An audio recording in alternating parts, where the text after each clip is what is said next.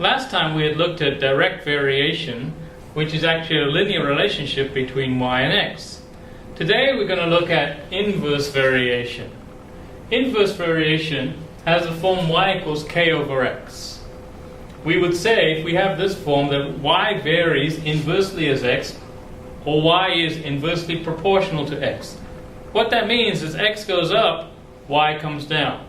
Or as x goes down, y goes up.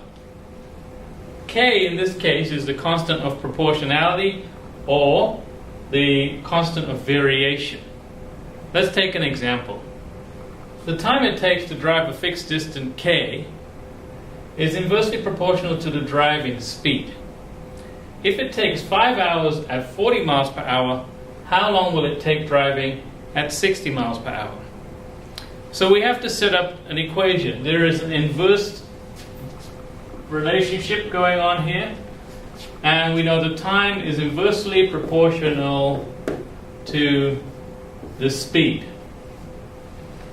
So t equals k over s.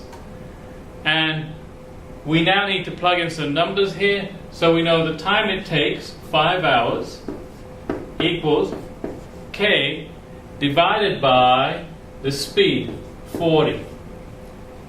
If we solve this for k, we multiply both sides by 40, we'll get k equals 200. So we know our constant k, our fixed distance in this case, is 200 miles, because those are the units we're working on. Now we need to find a solution to the problem. We have our equation. Our equation is t equals k over s, or t equals 200 over s. And it asks us, well, how long will it take if we're driving 60 miles an hour? So if s is 60. So therefore we have to plug 60 in for s. So we'll have t equal 200 divided by 60. And 200 divided by 60 is approximately 3 1/3. And so it will take us 3 1/3 hours to reach our destination going at 60 miles an hour. Let's take another example of inverse variation. Suppose y varies inversely with x. When x equals 2, y is equal to 1/2. Find k and plot a graph of the relationship. We have an inverse relationship, so we know y is equal to k over x. Now it says when x is 2, y is 1/2. So we have 1/2 equals k over 2. And if we solve this for k, multiply both sides by 2, we'll see that k is equal to 2 over 2. And 2 over 2 cancel, so k is 1. So k is equal to 1.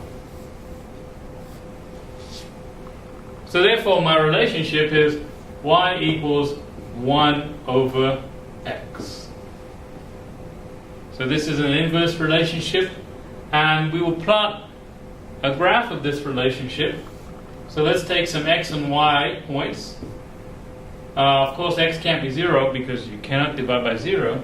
So we'll do x equals 1. We'll have 1 over 1 is 1. If x is 2, we see y is 1/2. If x is 3, we see y is 1/3. If x is 4, we see y is 1/4, and so on. So we can now plot this on a graph like this. So we have our points plotted here, but we have to finish off this curve because it looks like we could continue this curve on this side too. So we have to actually put some more values in our table, maybe smaller values of x between 0 and 1 to finish off the curve.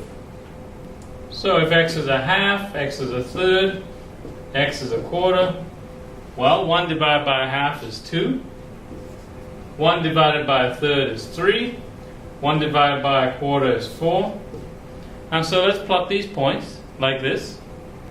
And so we see our graph, the inverse relationship between y and x.